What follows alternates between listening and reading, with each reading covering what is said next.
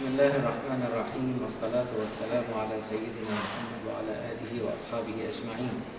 A couple of weeks ago we started the discussion of Surah Al-Fajr, the dawn. And we said that the surah starts with an oath. And the oath itself gives hope. And again, if we put the surah or the time of its revelation, it's really the period in Mecca when the Muhammad sallallahu and his small group of companions who embraced really the message were basically start to be persecuted, for the only reason that they chose something different from or went, if you like, against really the system that was really prevalent at the time in Mecca. The system of exploitation, the system of oppression, taking advantage of the weak, the slave, woman, you name it, So a lot of interest, if you like, was really at the stake, and so they saw in the new message a threat to their own interest. And the surah is really, from its name, as if telling this small group, no matter how long night may get, dawn is coming. As Naji put it the last time, there is light at the end of the tunnel. So don't be in despair, don't give up.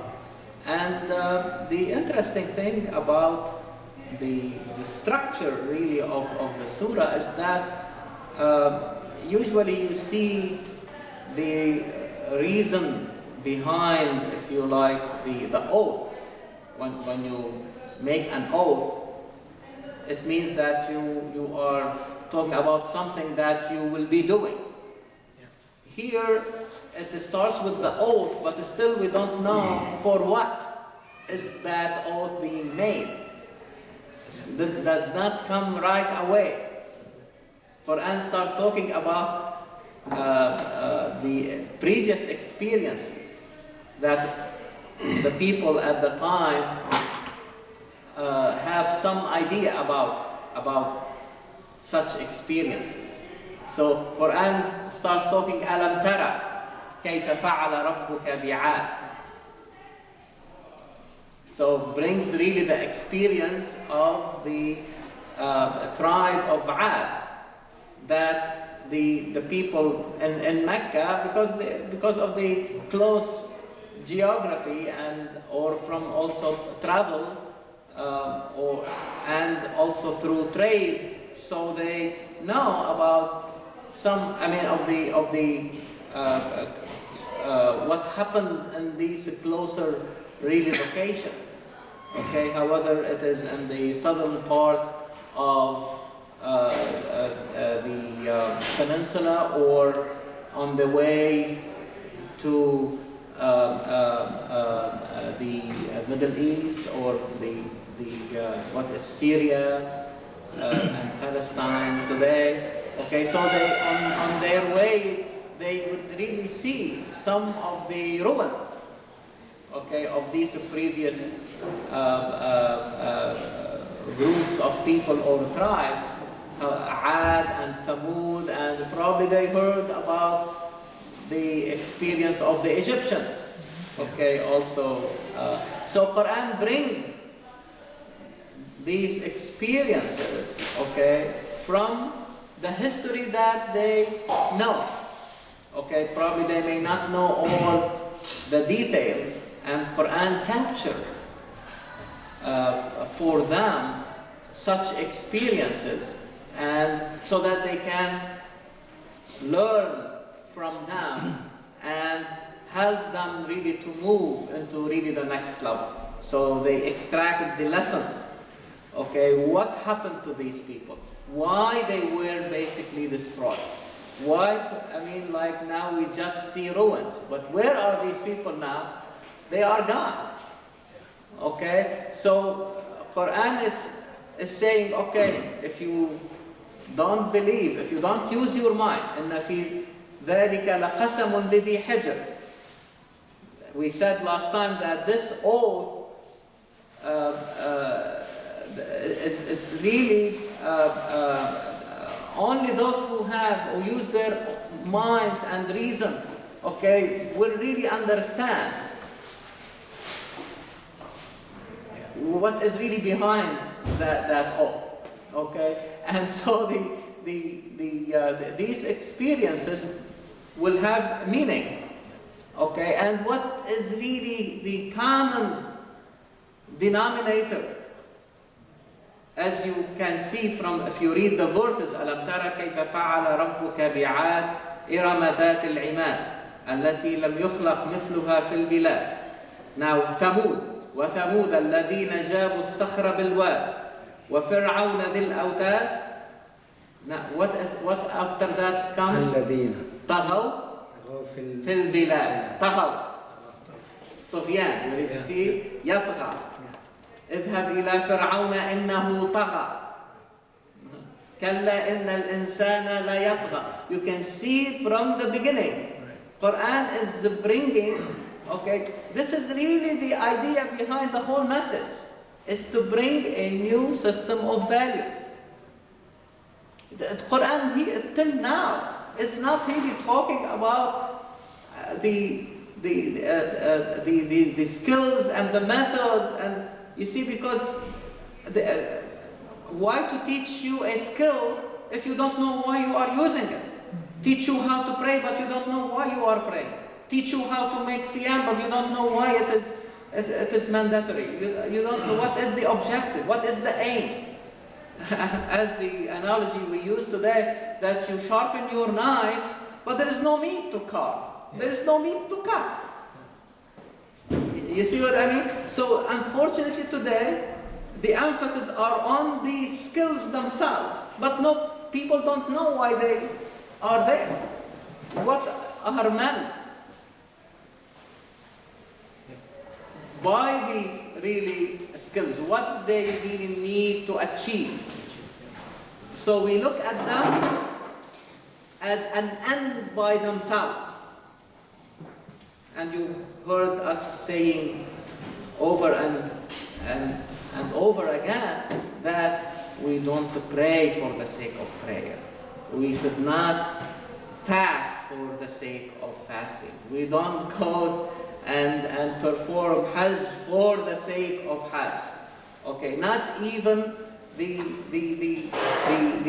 even we expanded the concept of ajr, that the reward is not meant to be only in the hereafter.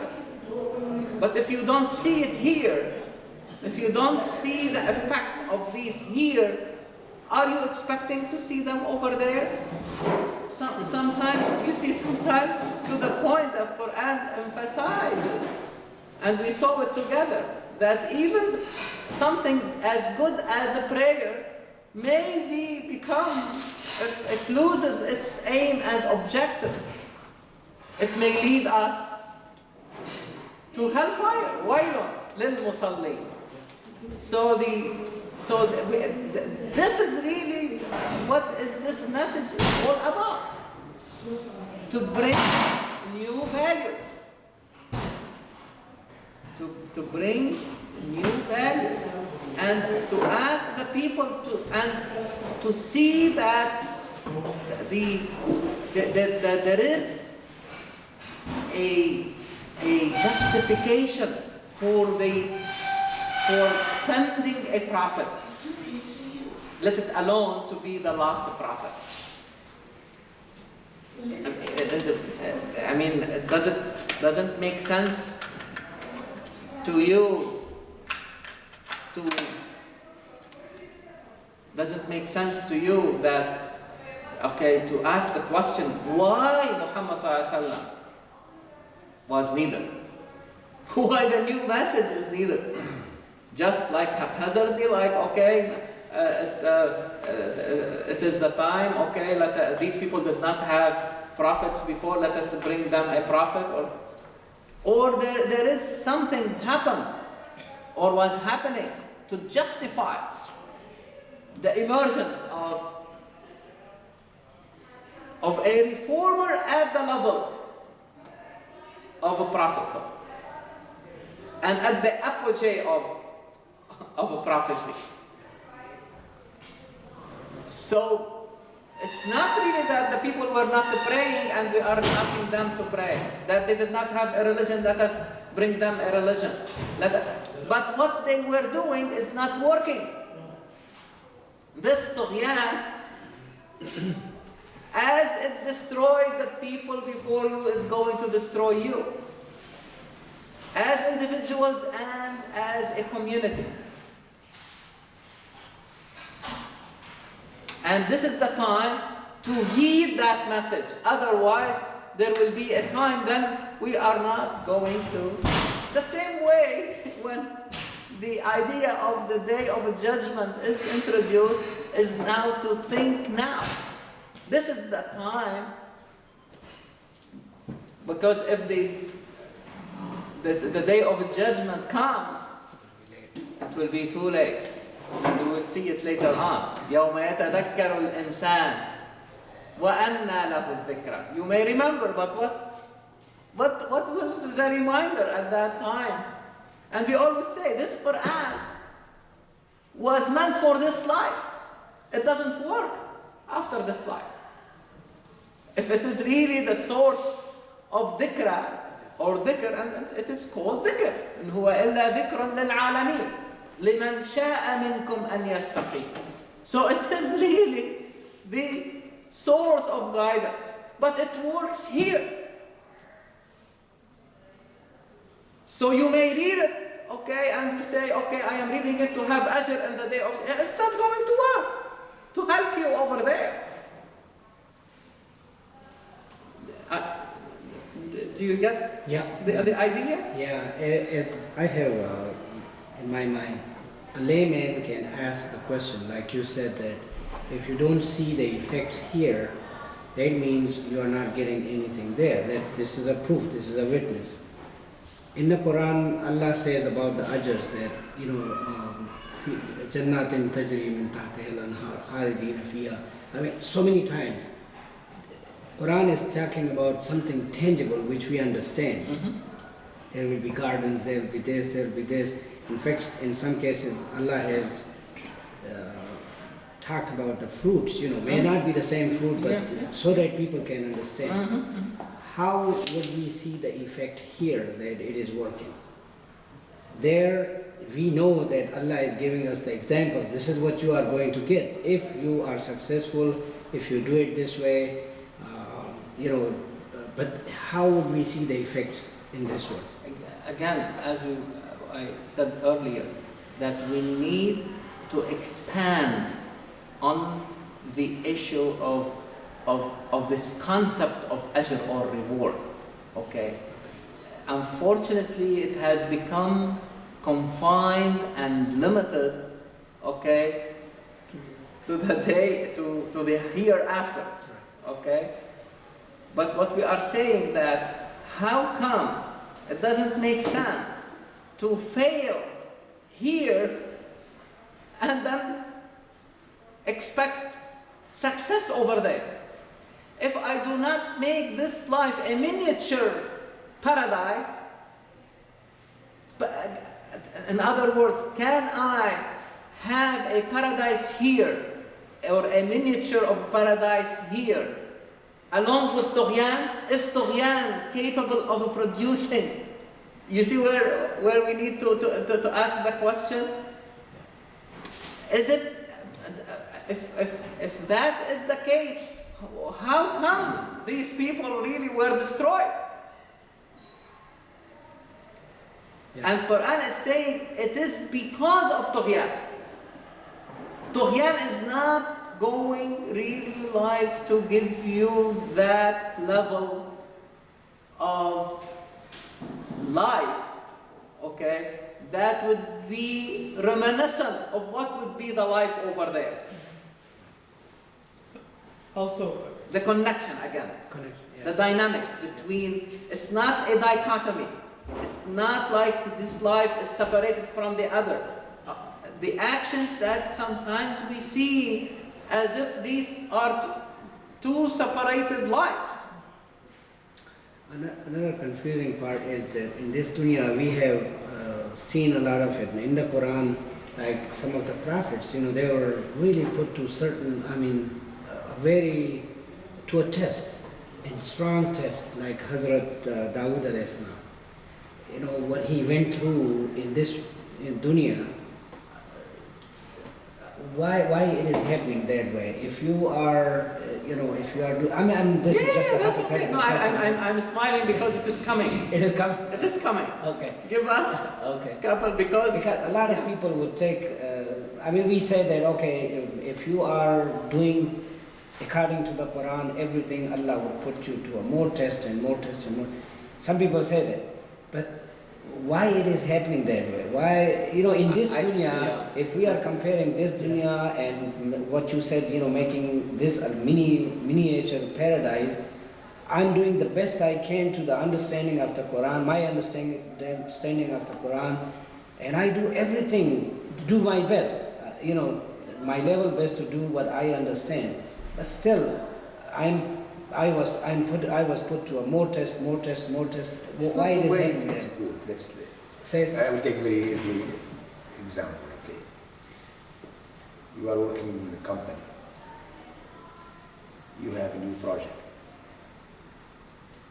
And, at the beginning, things are not clear. Anyway, you have manager, you have people, working with them, etc. So, at the beginning, there is hard work, right?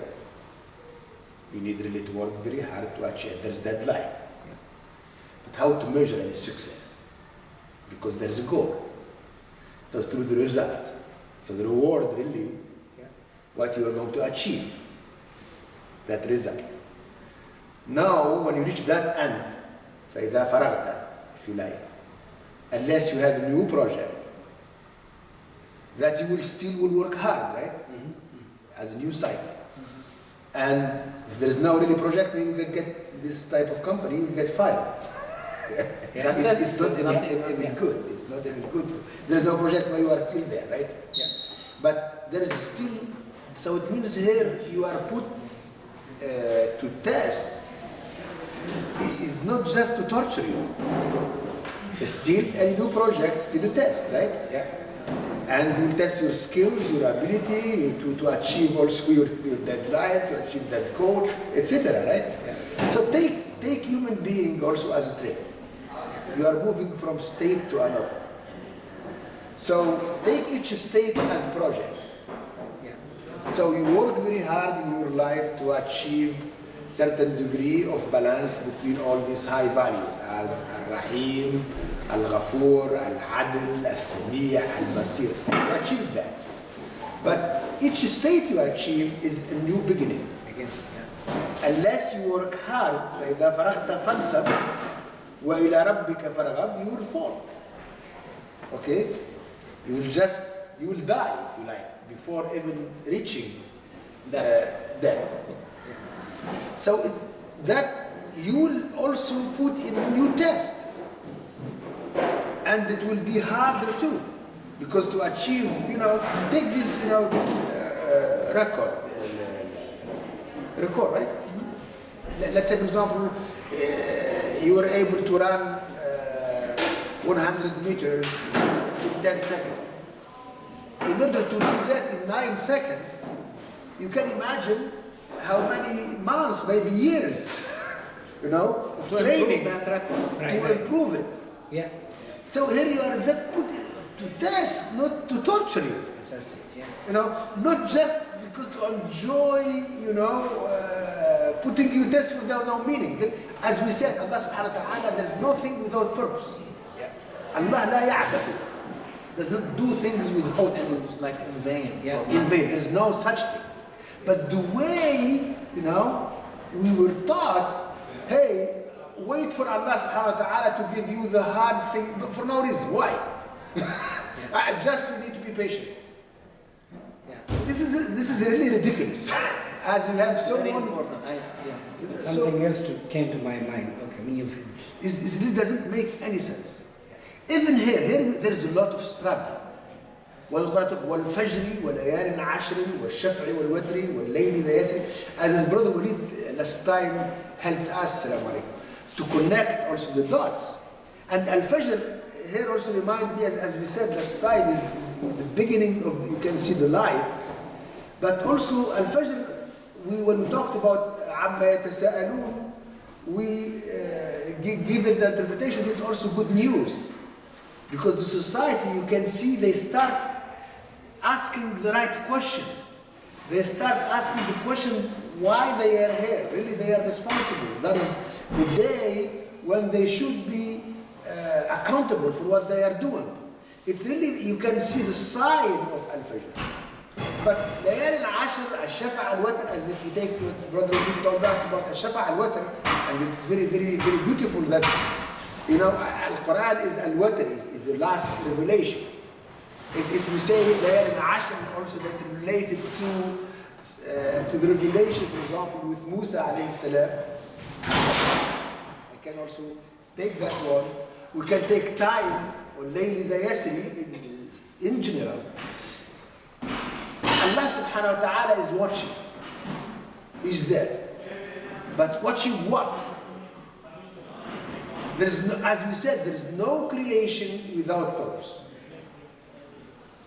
This is why you cannot create something, you cannot ask for grants for any project unless it's clear at least, or you try to make other people understand the purpose of what we are going to search for. No one will give you money for no reason. And even if you are hired too, no one will hire you if your skills, if you like, does not match what they are trying to achieve. Or at least to see in you the ability to learn very quick and fast, and to have that ability to struggle to achieve that goal. I mean, this is very interesting. So this idea of trial, of test without purpose is no meaning. But as human beings, because at Islam, look at us as human beings is the highest possible creation. So we can reach levels when angels cannot reach. And this is why Ar-Rumi, when he talks about human being, you need to die from one state to move to another one. It means, and also this is very metaphoric, so it means you move to a different state through death. And you know what does mean death? You know? As if you give birth also. Is labor. So don't wait that you are just going to move. But Al-Ajr also, to answer your question, is I will see it as a result. Let's say, for example, here we are talking about human being and society at large, but it's at the level of the human being. For example, you want to achieve a just society. Or at least you see in yourself a just person. You know? So you start working on yourself. But if any test does not prove to you that you are able, you know, so you should doubt it. Where's the ajr? You don't see the results. But the path you are taking, the way you are working on yourself, is not helping you to achieve it. The same thing, for example, let's say we are trying to work to realize al-maghfirah, forgiveness, on yourself, okay? But in any, maybe 30 seconds, you will not be able even to forgive your kid or your wife. wife or your name, you should also doubt it. That you don't see al-ajr. Al-ajr is that realization, that result. You don't wait to you put your hand in your pocket. The ajr is money. You just measure everything with this type of thing. Al-ajr is really the result you want to achieve. Blessed society, let's say.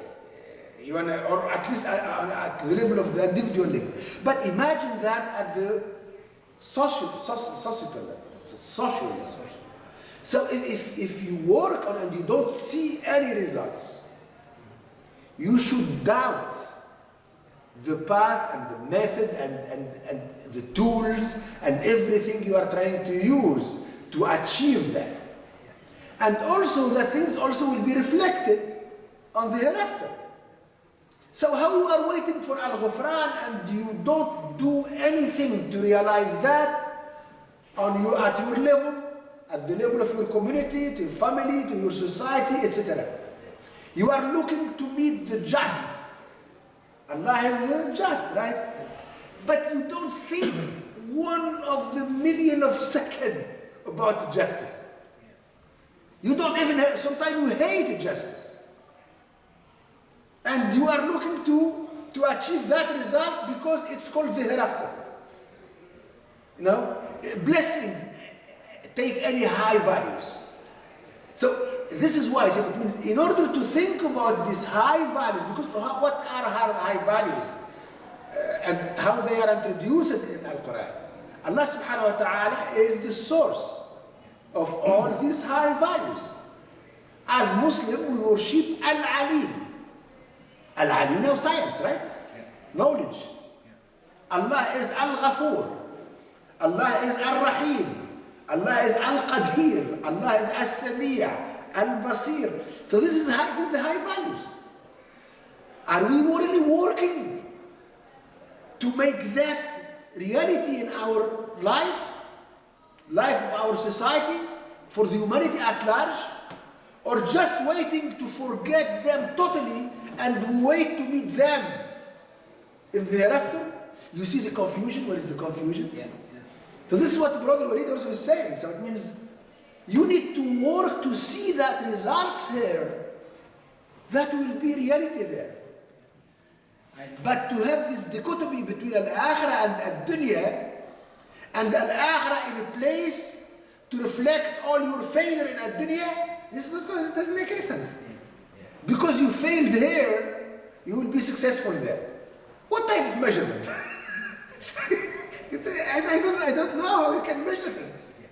In other words, really, the same way we were saying that we need to expand the concept of ajr or reward, okay?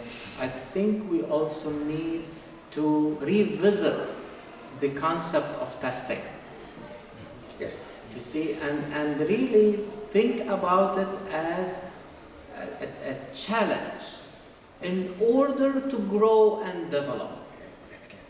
Exactly. I always tell my students, okay, especially in medicine, they are bombarded with exams. There is no probably week that goes by without being tested, okay? But really, if the student still sees, and the way we are really presenting the concept as it is a burden, and really to differentiate between who is good and who is bad, we will continue to see it in this way, and the students will not benefit from it. But if we present it as an educational tool in order to grow, because you go to the task and you do not do well, you start blaming the teacher, you start blaming the school, you start blaming the university, you start blaming, but you don't question yourself. How you studied, not how much. And how you prepared, and how you don't question your understanding of the concepts. Then definitely you will see it as a burden. And you will see it as a type of torture. Okay? So this life, we have to accept as a postulate that we are brought to a life that is full of challenges. Can we accept this? Let us start from the beginning. Because if we don't accept this, everything else we will say is not going to help. So Quran again brought it to us in that fashion, that we have created you. لَقَدْ خَلَقْنَا الْإِنسَانَ مِن نُطْفَةٍ أَمْشَاجٍ. We have created a human being from this mixture of seminal fluid, okay? نَبْتَلِيهِ. And really when I read that verse, I recite it this way, so that whoever, to myself, and whoever is listening to me, they will realize that we are not being created except to be challenged. You see? Because life is full of challenges. Regardless of however you see things acceptably right or good, or they are acceptably evil. And وَنَبْلُوكُمْ بِالشَّرِّ وَالْخَيْرِ فِتْنَةً. So the testing, the challenge in every type, it comes in every shape. But as Naji was saying, there is a purpose. The purpose is not torture. The purpose is not to see who is going to be patient or not patient. We want you to go from one level to the next. We want, without the challenges, you will not be equipped with the skills and the tools to meet higher challenges. Imagine telling your kids, now you have solved a problem, or there will be no problems anymore. Instead, you tell them, no, my son, my daughter, this is the beginning. But now you have really bypassed or confronted that obstacle. Now you are equipped with more skills, higher skills, in order to meet something bigger coming in the future. We have to be prepared, because life will be full of challenges. And Quran is really bringing to us, because this is not you only. Quran is bringing this as a perennial problem. People are talking about it since there was a human being.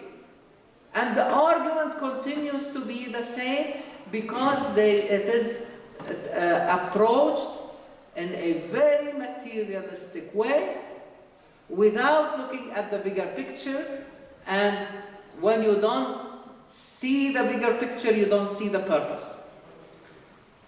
And many times we fail. We tell our students, our kids, our co-workers, do this, but nobody knows from where it is coming. What? But believe me, when you tell them why you are doing it, they believe in it. They will do it. Because now they believe why they have to do it. But otherwise they will see it another mandate. There is another layer of bureaucracy. But because they don't understand why, what is the purpose behind it. And so let us read that, because it may answer that question, because people say it all the time. Read. فَأَمَّا الْإِنسَانُ. Read 15, 16, 17, 18. فَأَمَّا الْإِنسَانُ. That's 15 you said? Yeah. 15, yeah. فَأَمَّا الْإِنسَانُ إِذَا مَا تَلَاهُ. You see the تَلَاهُ? Yeah. This is testing. Okay. This is challenge. فَأَمَّا الْإِنسَانُ. Yes, continue. فَأَكْرَمَهُ وَنَعَمَهُ فَيَقُولُ رَبِّي أَكْرَمَنِ. What does it mean? Read the translation. As for man, when his Lord tries him by giving him honor and bounties, then he says, my Lord has honored me. Read 16. Read 16. Very beautiful. Read 16. 16 now. 16. وَأَمَّا إِذَا مَبْتَلَاهُ فَقَدَرَ عَلَيْهِ رِزْقَهُ فَيَقُولُ رَبِّي أَهَانَنِ. Translation. Translate. But when he tries him by straightening his means of life, he says, my Lord has humiliated me. This exactly what we have in culturally. What we learn is 15 and 16. What we learned, what they were taught us, I don't know, at least in North Africa, okay? I don't know you guys, but maybe you can. Believe me, it is all over. The same thing. What we were taught is أما الإنسان إذا ما ابتلاه ربه فأكرمه ونعمه فيقول ربي أكرمن.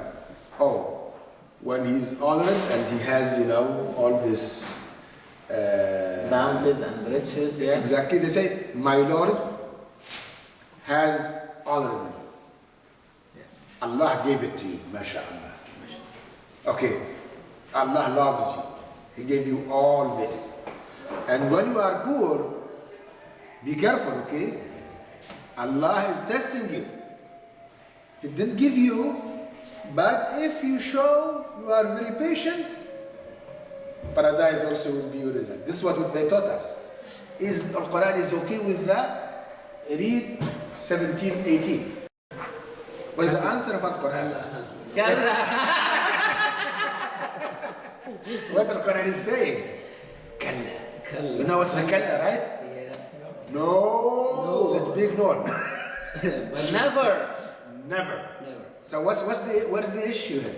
وَلَا تُكْرِمُونَ الْيَتِيمَ وَلَا تحافظون على Translated. المسكين.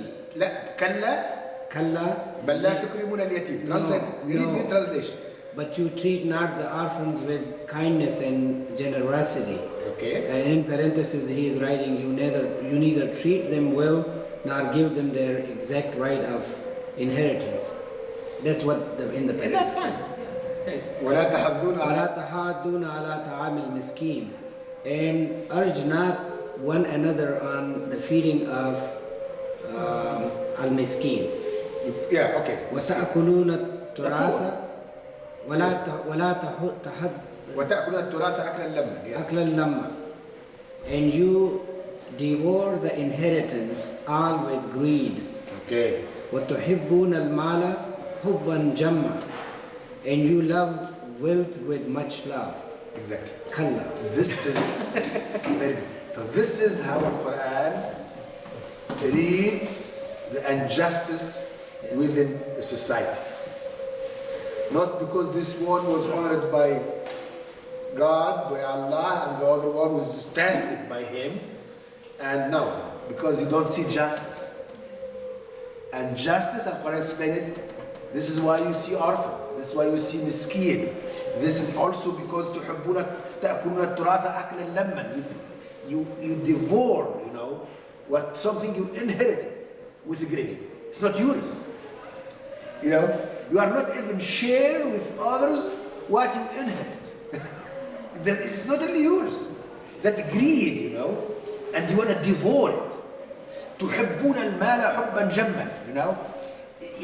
Your love exceed any, if you like, boundaries for wealth.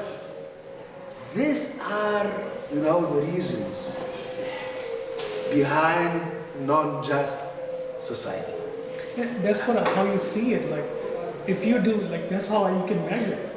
If you're in a society you're living, if you're doing the right path, you will see the society, people around you also prospering And flourish, yes. flourishing around you. That's how I think the measurement. And that right now, And that's Just an focus on environment you like Right. your family and your kids to really to live. And Al-Quran is saying here, because Al-Fajr, when we talked about, we connected the first ayah with the revelation. Okay?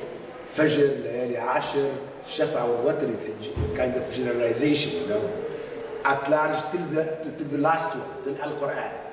It means there's no way to change the outcome unless really you change the path, take different path.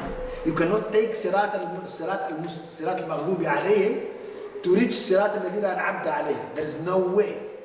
Human being cannot change that. There is a path, and Allah subhanahu wa ta'ala, إِنَّ عَلَيْنَا لَلْهُدَى.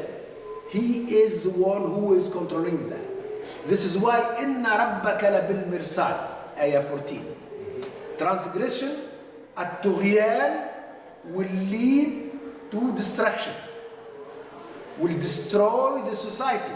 You can study history, but when here is related to revelation, and the last one, as Brother Walid give us wonderful interpretation of al-shafa' al-witr, Al-Quran is the last one.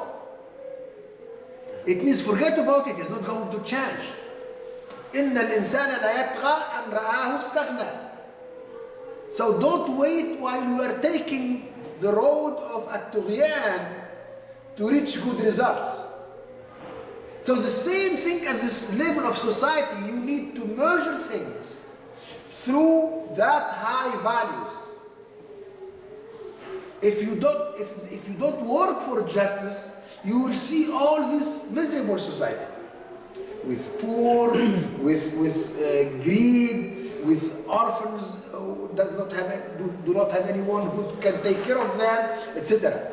So it means look for the high values as the results, as the reward that can guide you as a good sign, that can help you to see if you are on the right path, if you are approaching Allah or not. If you are implementing in the first surah, the last ayah is wasjud waqtarib.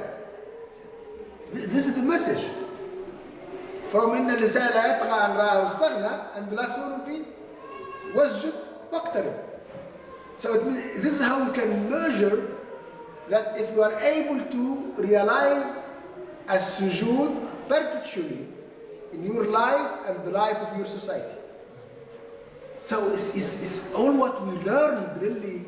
The idea of testing and ibtila, as Brother Walid explained, has nothing to do with what the reference is conveying to us. Yeah, another interesting thing I see is here, Allah is using the word al-lazeen. He's not using al-Muslimin, ya al-Muslimin, ya al-Mu'minin. Al-lazeen. Whoever does it, they will get the result. Yes. But going back to that question I had, and I took it, thanks for clarification, I got it. In a company or in a class, in a company, whoever is a smart person and you give him a project, he successfully do it, there is another project waiting for him. He does that, there is another project. They won't give it to everybody, but that smart guy who really put himself into, and that is the example of a person. Don't you see that as a reward? As a reward, as a reward. And reward means inner satisfaction. And that's where in Surah Asr, Allah says, وَتَوَاسَوْا بِالْحَقِّ وَتَوَاسَوْا بِالصَّبْرِ. Take it with the patience and take it with satisfaction that Allah is giving me this challenge. I like the word challenge and the word, I don't like the word test. Yeah. Challenge. Or look at any form of task Right. as a challenge, As a challenge. not as a burden. As a burden, Not yeah. as, every moment. Yeah. Think about it. Every moment you are challenged. You were not challenged this morning. How many ideas came across your mind, however, to come here or not? Right. Or to get up from bed, to say the least. But I want really you to see also that this kalla is telling us unlearn that concept that you have inherited over the years and making your life miserable because of it. Quran is saying both arguments are vehemently and adamantly wrong. You are not approaching the problem in the appropriate way. If you see in your company, at least I can tell you from the medical practice, okay? Today, you may know that 14% of patients who die in the hospital die because of medical errors. How are we approaching today these errors to minimize them? It's amazing, my dear brothers and sisters. The verses that you recited, the first two that really stated the problem, okay, it's described at the individual level. فأما الإنسان إذا ما ابتلاه ربه فأكرمه ونعمه. It's manifesting itself. The problem is manifesting itself at the individual level. But the problem is not at the individual level. The problem is in the society, at the societal level. So the verses after that are in the plural. Do you see that? كلا بل لا تكرمون اليتيم ولا تحاضون in the plural. وتأكلون التراث أكلا لما وتحبون المال حبا جما. Believe me, today they shifted the paradigm. The culture was that if when you approach these problems, find the person to blame. That was the culture. The culture has been changed. Look at the system. The problem is in the system. It's not one person. Although every error you can bring it down to one person who did it. But they moved. This is when you do RCA. What is RCA? Root cause analysis. What Najee say, the same thing. If you do not look at the underlying problem, the root cause of طغيان, or طغيان as the root cause of this, that manifests itself, لا تكرمون اليتيم لا تحاضون على طعام المسكين تأكلون التراث أكلا لما تحبون الماء, and the list goes on and on. Quran just bringing few examples, but the list or these problems can manifest themselves in different ways. But if we do not look at it as a social problem, we are not going to solve it. Remember what we said about suicide? It's a very good example. Suicide is an individual tragedy. But if we do not look at the societal causes of it, we are not going to address it. I was going to say the same concept that you were saying, that, if somebody who's doing the work right, is perfect, is very good, he keeps on getting project assigned to him, and he's looking at himself and say, oh, I'm going to finish it, and he's getting self-satisfaction. So, and then getting but the thing I see, there's a failure in that individual too. So the individual in the system, if you have only one person, it's not a good thing. The individual is not distributing the knowledge. Exactly, it's not healthy. People around him, so he doesn't get burdened either. He will maybe able to work on much higher level of the project instead of working on the same stuff. So I did the reviews for my team, and because there was few individuals who were very good at doing stuff, and I gave them very low score on development. I was like, I'm doing my job. I was like, no, but your job is not just to do your own, but help your teammates. You work in a team environment. If your teammate is struggling, your teammate is errors, then you are personally responsible for the same. Brother Shakil, where do you put Muhammad sallallahu alayhi wa sallam in comparison to all these individuals? He will be the best. Right. Is any question about it? Listen what Quran says. يا أيها النبي حسبك الله ومن اتبعك من المؤمنين. You cannot do it alone. Not only he's saying that Allah is behind you, but you need the believers around you. It is a system, my dear brothers and sisters. Let us be careful about it. Every time you see a problem, this is honestly, it changed the whole way I approach things. I don't see it anymore in one individual, even if it manifests itself at the level of the individual. And all our problems today, believe me, because we have not looked at the system itself. And this is why, as we said before, those who were following the old system, they felt threatened. What did Muhammad ﷺ tell them? Tell them to be trustworthy? Told them to be nice to their neighbors, to be honest, to be fair, to be just. Why they have all these, attacks and trials, or attempts to assassinate him and kill his followers and torture them? Why? Why we don't ask these questions? Just because he told them, I am bringing you Islam and you have to pray and you have to... What is this? This means that they were not praying? They were not really, they did not have people who give, in charity. They had people doing that. There was a group of people called Al-Mutafiffeen. These are the people who feed others. But the system, if you look at the bigger picture, it is still a system of injustice. You have to correct it. Otherwise, you will see the same fate. Because Allah is watching. And if you do not see it in this life, for one reason or another, because Allah subhanahu wa ta'ala always gives second chance. And not only second chances. We saw it before. Okay? We saw it. أمهلهم رويدا. Give them chance. Okay? Because again, Allah is not after waiting for us to punish us. Give us a chance after a chance after a chance. There is that inequality.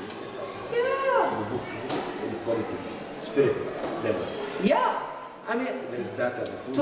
Yeah, we have data today. The most recent books that are really on the stand. Spirit level talk. And we said this may be a very good book for all of us to read and discuss together.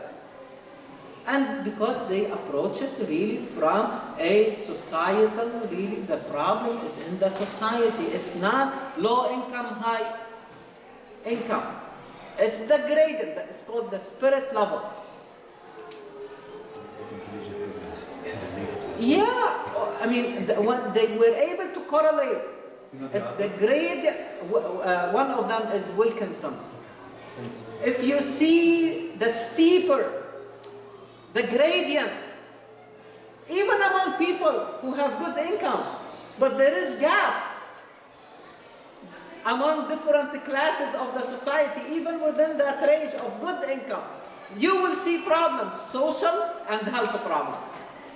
It's amazing with data that there is no way to explain them by chance, which means statistically significant. Not the society rich or poor. Yeah. Inequality. Inequality. It's a gradient. Exactly. The gradient is really steep. And when you see in other societies where the slope is not as steep, you see better results. One quote I say in here says about the book. Yeah. It urges the inequality has in societies eroding trust, increasing anxieties and illness, encouraging excessive consumption. Yeah. It claims that for each of 11 different health and social problems, physical health, mental health, drug abuse, education, obesity, social mobility, trust, and community life, violence, teenage pregnancies, child well-being outcomes are significantly worse in more unequal rich countries. Yeah. Rich countries. Equality. But the gradient is really when you see gaps. The gap. What Quran calls كي لا يكون دولة بين الأغنياء منكم. When money, the wealth become only transacted among the rich. The gap is 15 and 16. This is the gap. You can see the ayah 15 and 16 talk about the gap. Yeah. Exactly the gap. If you can read it again, just read 15 and 16. You see, just read it's it. very beautiful. It's not really, when you see the gap between the rich and the poor, and you don't, in other words, both of them are in prison. The poor is imprisoned in the poverty, but also the rich is also imprisoned in his wealth or her wealth. So what is how to to solve the problem. Both need to be emancipated. But who has the tools? Society. You see, I mean, if the society don't believe in that, they will not work towards it. System. So that in order for the rich to give, we are not asking the rich to give money in charity. We want the rich to contribute to equality of conditions. These people you see on the street, they are not lazy. They want to work, but they could not find the opportunity. This poor guy is not, he is or she is not. When you have, I mean, wallahi, it's heartbreaking. When you see your own co-workers working 3 and 4 jobs in order to feed only their own kids. Among these things, they have to walk the dogs of their neighbors in order to get a little bit more money. I'm sure you have seen that. How many times you saw people in their cars waiting outside your door, following a snowy night, asking you, do you need help to remove the snow? These are not companies. These are really your neighbors from the other side or from another town, but they are looking for something. They are out of job and they don't want to go and beg. They don't want to go and get another loan to have another burden. You see what? And we saw it before. This is what Quran calls iqtihamul aqaba. How to really, this is where all these books fail. Honestly. They tell you about the problem, but they don't have solutions. Read the section on solution, you don't find it. Because it will shake. It will really rock the boat if you start talking about solutions. People always bring up socialism whenever people talking about there's extreme cases. Needs to be a balance. I think nobody wants to talk about balance. Whenever somebody bring up something about balance, the question is how to bring that balance. Unless you liberate yourself, both need liberation. As Quran put it, the slave needs liberation, emancipation, but also the master needs emancipation also of the idea of enslavement. If both do not see it, there will be no solution. Both of them are facing aqaba. They are facing an obstacle. Yes, Brother Shahid. These verses remind me of President Carter's speech in 1978. He said exactly the same thing. He says, if America insists on consumerism, injustice, wars, there will be a huge calamity. He predicted that in 1978, what we are seeing today. High unemployment and all the misery. I was surprised. And I will, because this is a fact, I will mention it, okay, but it is a fact. President Carter, and he was president in the 70s. He wanted to bring solar energy to the White House. The moment Reagan came, the first thing he did, he removed that. I'm just saying that it's unfortunate that every time we see advancement in one direction, we see somebody else coming and removing it. But look at what the history did to him. Not the history, but the people, the society did to him. He is the most failed president. He had great ideas if they were implemented, but the media and the whole society named him as the failed president. And they are blaming him for the interest rate, for this, for that. He's still working on putting the societies together for the betterment. Wherever there is a problem, he goes there. He tried to, peacemaking and things like that. But he is not in the history, and that's what the problem is. So again, I think we need to, I mean for us, honestly, I think we need to revisit certain of the concepts that we inherited, and I will call them, not only they are dead, but fatal. Not they are old and dead, but if we continue to embrace them and propagate them, they are killing. I'm not worried about you or my generation. I'm really more worried about the next generation, who sometimes are bombarded with these fatal ideas. Can we take this? And this is why they are not with us. They graduate They graduate high school. and they go, and because the message is making no sense to them. It's making them live in dichotomy. Yes. That is not what it makes. So this is very interesting because we can see the first kalla. We're not talking about, the ayah 15 and 16. So the wealthy will say, Allah honored me. This is why we earned all of this. And the poor will say, Allah is, and also emulating me. So just I need to be patient also, and this is the test. Al-Quran is totally saying this is wrong. And look at the society. Look how the society is treating orphans. How they are not able to share goods. How they are not able to help. How they are greedy and love without limit wealth.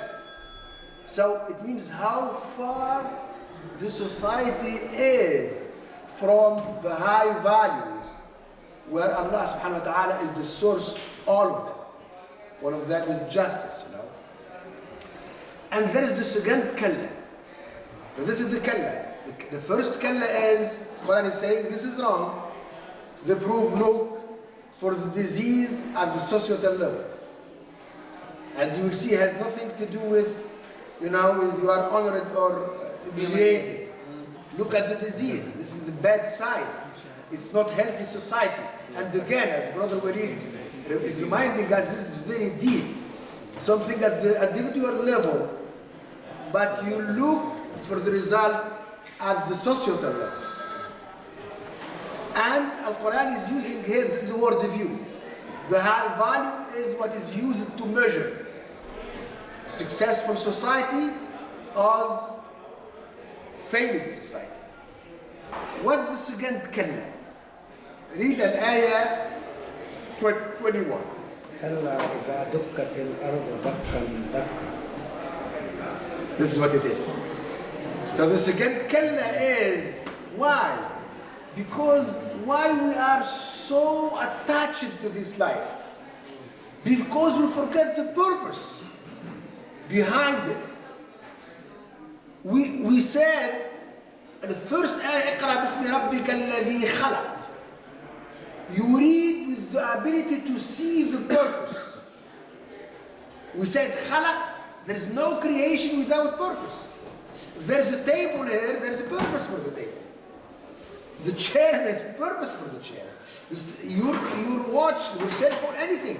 There's purpose behind it. So Allah is the best creator. He cannot create things without purpose. The highest creation is human being. How come as human being we were created by the best creator without purpose? This is the main issue. اقرأ باسم ربك الذي خلق. You need to have that ability to create, but also you need to read with the ability to see the purpose behind any creation. This you will understand how to deal with it, how to achieve better results, how to take the right path. But without knowing the purpose, without knowing the goal, it's really you are failing. Because even if you reach that goal without knowing it, you don't know if you reach it. That creation, so as human being, because you forget the purpose behind our creation, you will be totally taken by this life as it's eternal. There's no more biased idea and wrong idea more than eternity. At least if your father is still alive, your grandfather is not there.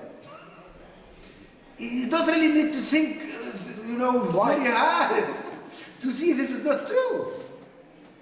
Yesterday we were on the service of one of our friends.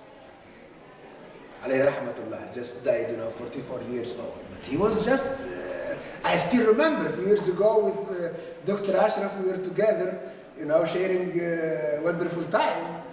But I know he's not there.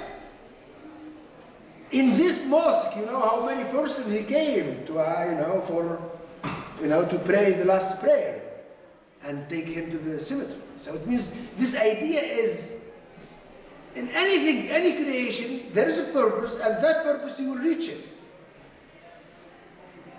So this is the idea. It means that when إذا دكت الأرض دكا دكا, the Quran is his introducing this universe. The same thing is as a state. That state and limited in time that can help us to achieve our purpose. But it's not there forever. Because it was created, the creator can put it in different state when it will not answer you.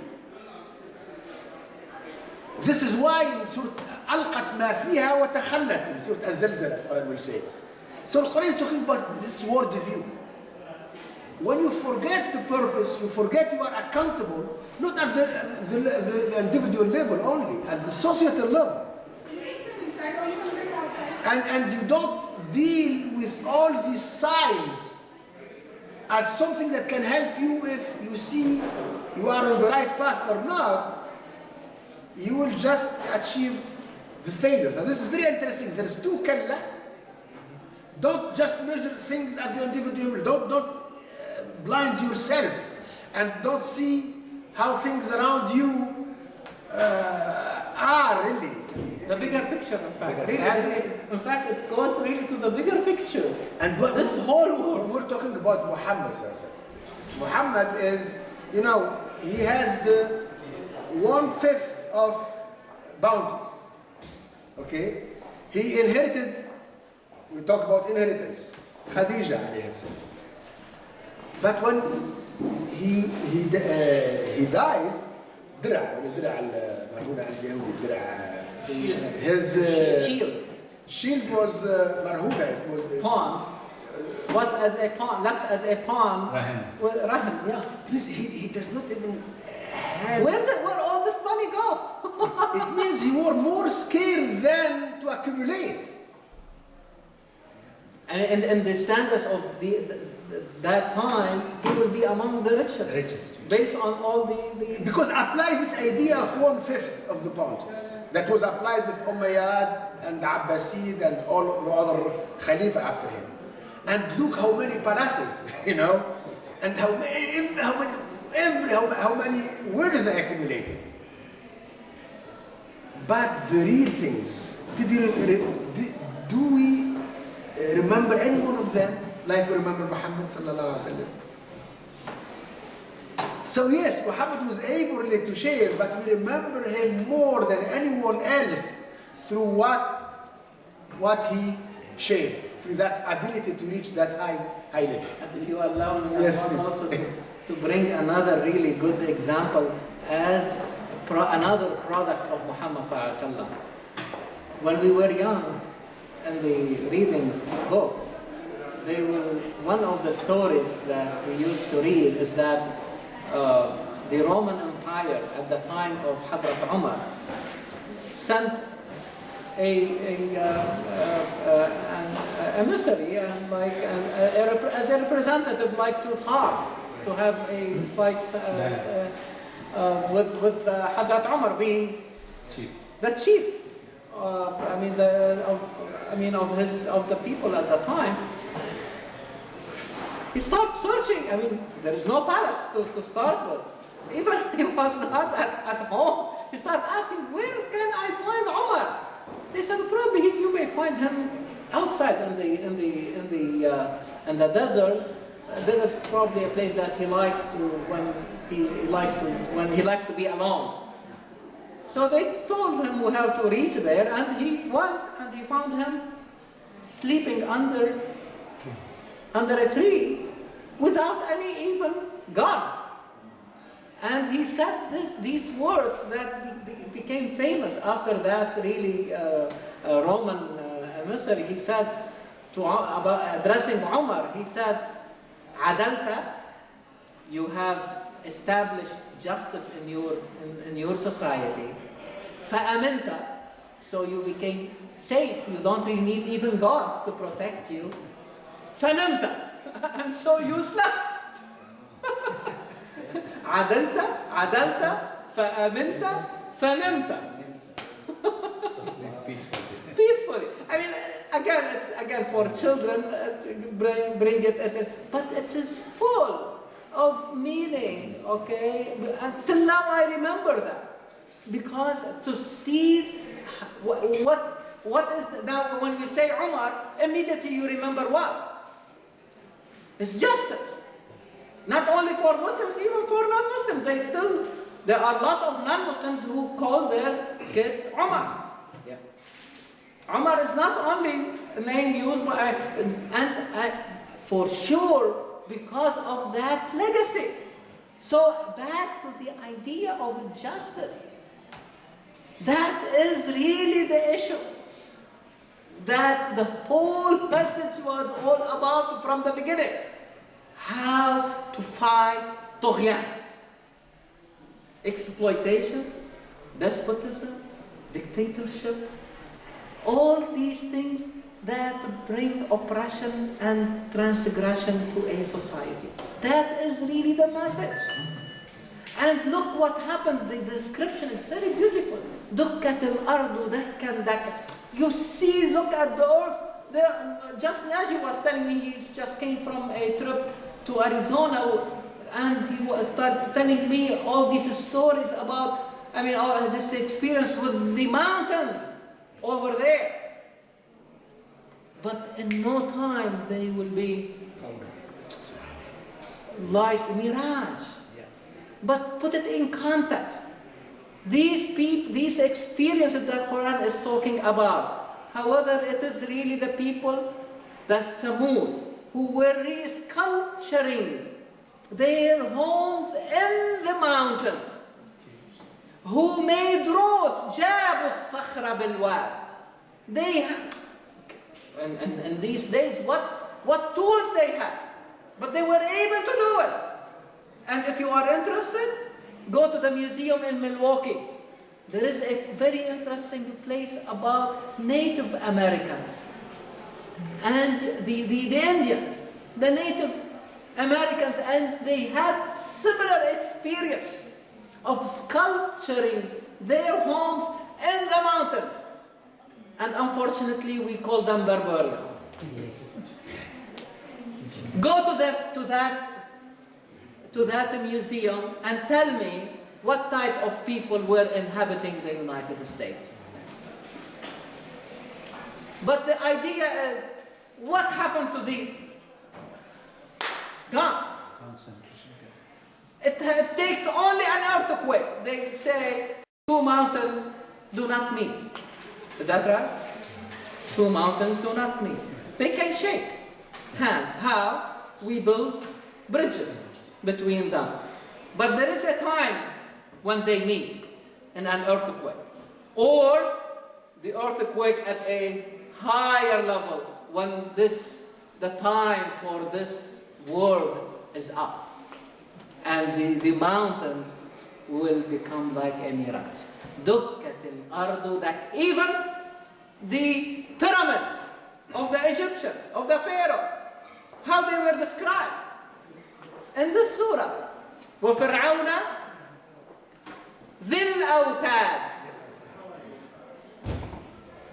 والجبال أوتادا. You remember from last surah? عما يتساءلون. الجبال أوتادا. You know what is watad? It's the peg Quran, we talked about this, how Quran making the analogy. What is really the common between the mountain and the peg? What is the common? Both they go deeper. What you see from above may be the tip of the iceberg, if you like. But there is something down. The same thing, these pyramids. You see it above the surface, but in order to stand, they have gone down. Can you see this beautiful description? The pyramids are described as pegs. وَفِرْعَوْنَ ذِي الْأَوْتَادِ جِبَالَ أَوْتَادًا. But what happened to these? What happened to these people? Where is the Pharaoh? It's history. Why? إِنَّهُ طَغَى. طغيان. This is what we need to fight. Can I ask you, and if I'm right, in this ayah where Allah says, الَّذِينَ تَغَوْا فِي الْبِلَادِ, He's talking about طغيان. Yes. But then later, the two specific examples, I take it as an example. If somebody says, what is طغيان? These are, according to this surah are very good examples. فَأَمَّا الْإِنسَانَ إِذَا Exactly. مَبْتَلَاهُ You got it. وَأَمَّا إِذَا مَبْتَلَاهُ. Exactly. These are طغيان. The thinking of. If you do not really see it as طغيان, you are back in the old concept, which is not working. It's wrong. Humiliation is not because you don't have something. And honor is not because you have something. The problem is when you do not have equity in the society. It will really imprison us. It will chain us, as you will see later. الذين فأكثروا فيها الفساد, because this is also Yeah. الذين تغوا في البلاد فأكثروا فيها الفساد. Yeah. They created great mischief. Yes. Because here is the purpose is changing. The high value is no longer the purpose. They are not there to measure. So the accumulation of wealth, this idea to stay eternally. Because the way of Fir'aun, the Autad, or the way you build your houses inside you try to find the way to stay forever. But even what's beautiful here, even that way to stay forever will never hide that all this al-athar, this Ruins or this relics, yeah. reflect that mischief too. We can even study it to see through it the mischief. How they were built. Today, take Fir'aun, Musa, and take, for example, at the time of Ibrahim or this king, we still remember both of them. But there is no ruins, if you like, for Ibrahim. But we still remember Ibrahim with very high values. So, وَرَفَعْنَا لَكَ ذِكْرَكَ. It means there is a way also to fight death through good deeds that you leave behind you. The legacy that You can really reach a level that you will be unforgettable. رَفَعْنَا لَكَ ذِكْرَكَ. It's visible, it's possible. The prophethood also reflects that. So it means even if you try to hide all this mischief with all these palaces or what you left behind you, people can study them and they can see how they were far from the high values as justice, as forgiveness. And we have very good, rules for the Roman. This I forget the name. No. They have one already in Rome and one in Germany, in Tunis. Big places, and when they watch people, yes, and fighting, you can see this is how powerful was the empire. But you can see also how people was used to, to be just thrown for lions and for animals, and they were just enjoying. For entertainment, I mean, they use people. How to kill people. It's not going to hide it. Not because it's, yes, it looks powerful, but we can see through that power how the power was not attached to high values.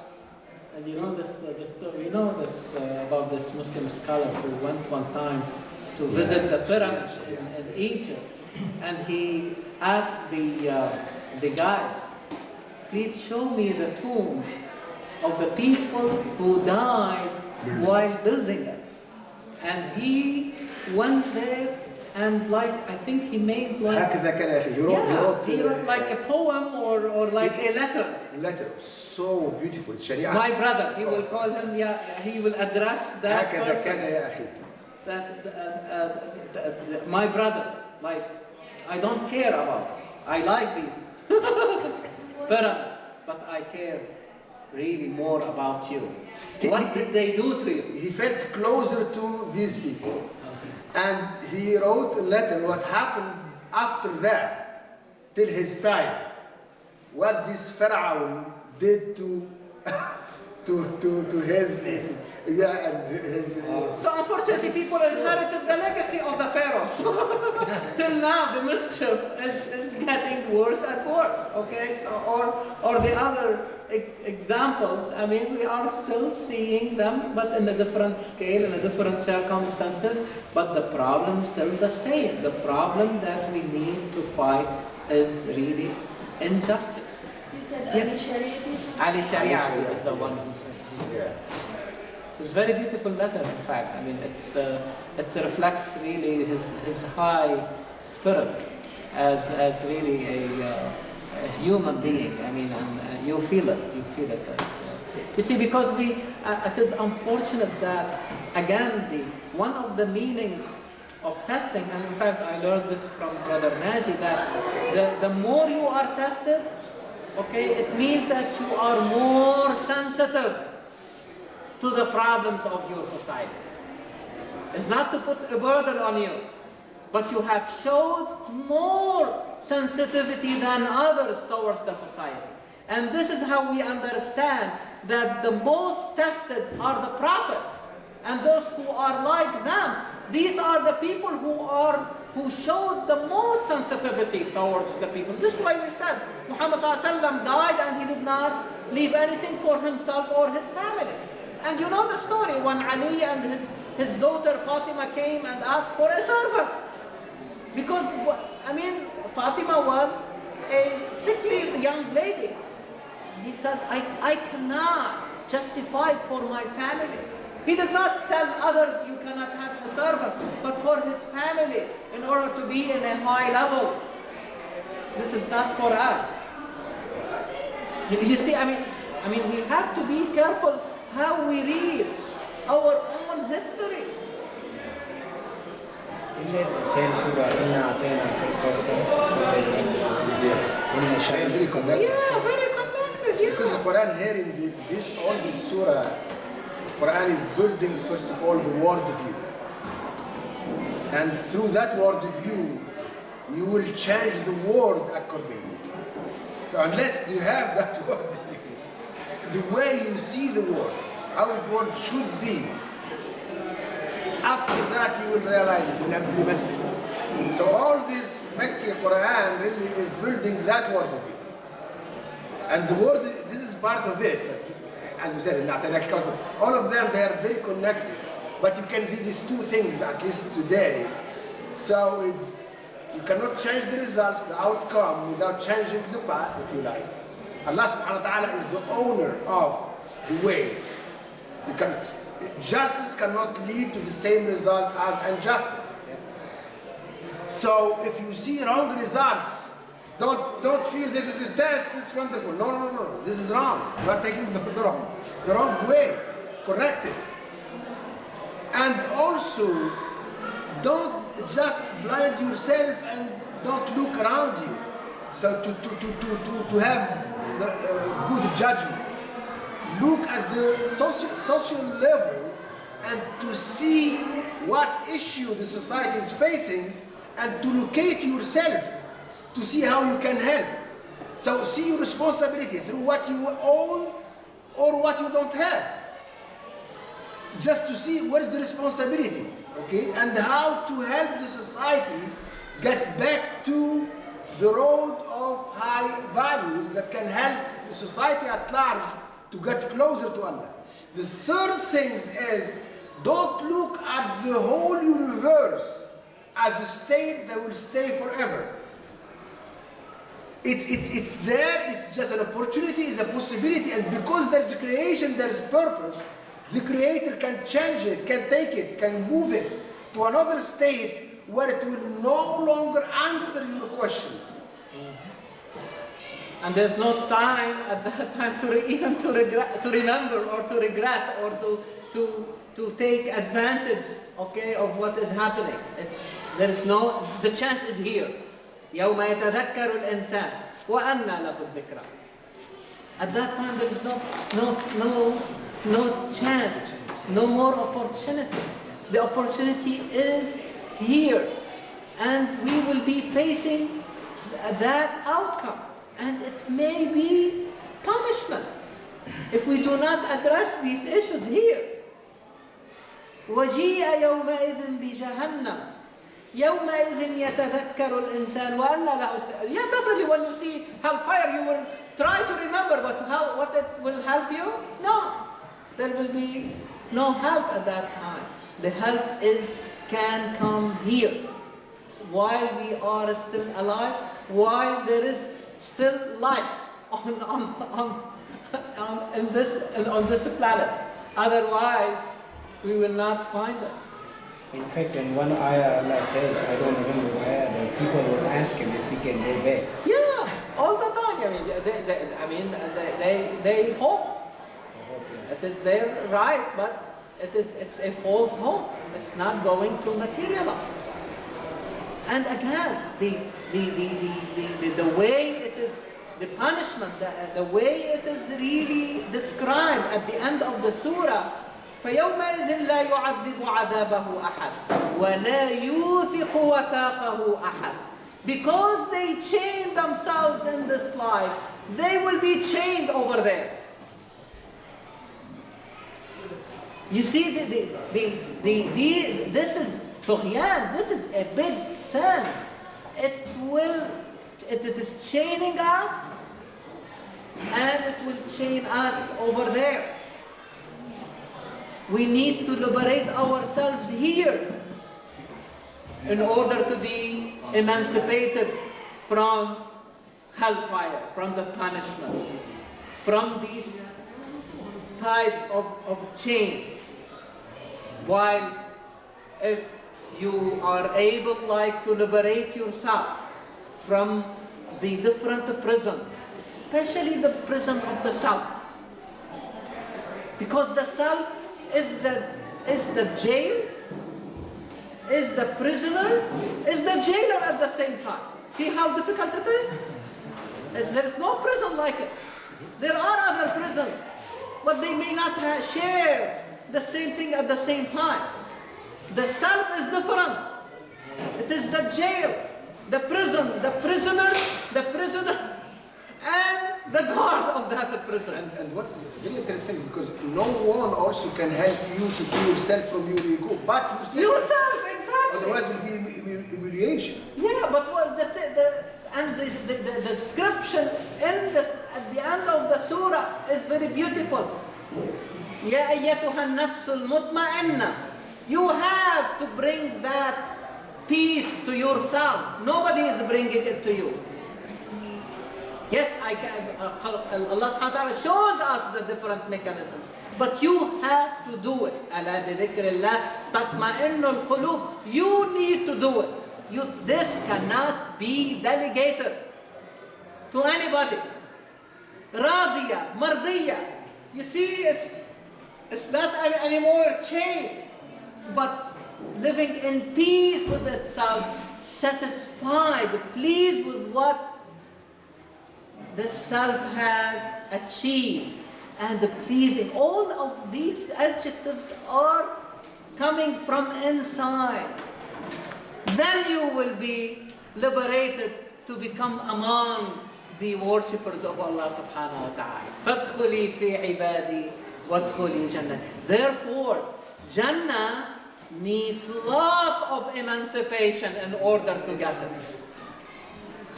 You remember we were kicked out of it because we imprisoned ourselves in eating from the tree.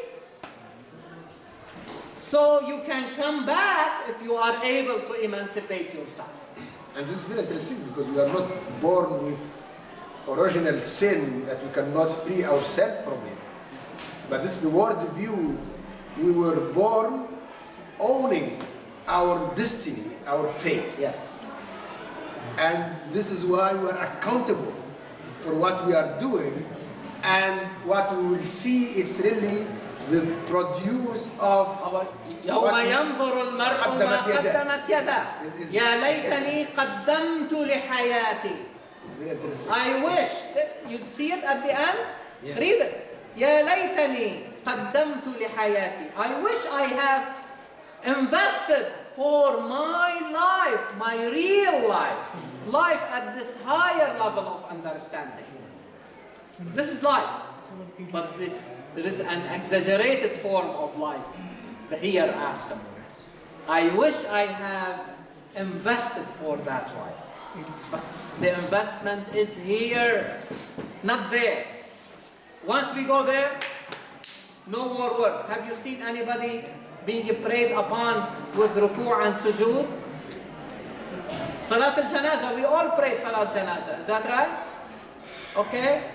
Do we move? There's no more movement after that, my dear brothers and sisters. You see, I mean, the form of the prayer became different. Now tell me that the prayer we are praying for the sake of prayer, or the prayer is telling me how to understand my worldview. After that, there is no place for work, no place for movement. And this is why we pray as if like, if you have seen the movie The Artist, it will be like this. No sounds.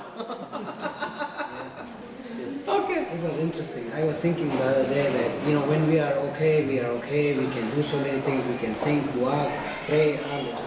But when we get sick and then somebody go into unconsciousness, they cannot move, we call them vegetable.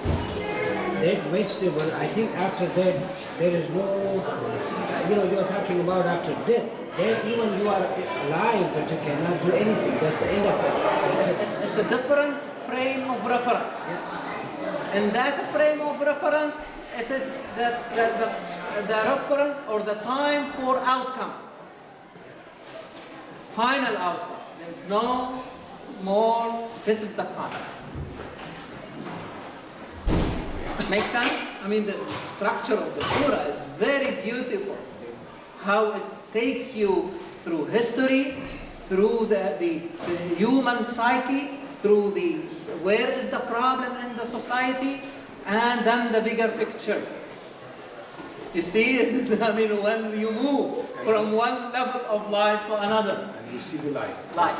Al-Fajr. Allah is promising. Yes. It's Yes. the name, right? Next time, inshallah, we'll discuss Surah Al-Mutafiffeen, and again you will see social problems. So please, if you have time, go over it just to make really the discussion more interactive. Okay? Thank you very much. Yeah, please. I want to share a quote of Allama Iqbal where you always talk about it. Raise your voice, please. Unbeliever is he who follows predestination, even if he be Muslim. Faithful is he if he himself is the divine destiny. Wow. وَكُلَّ إِنسَانٍ أَلْزَمْنَاهُ طَائِرَهُ فِي عُنُقٍ. Every one of us is carrying his or her outcome connected to to himself, to his own neck. We are we have to decide what outcome we really want. If you want to fly, take fire. If you want to fly, it's there. If you are free. Like, Okay. Thank you very much. Jazakumullah khairan.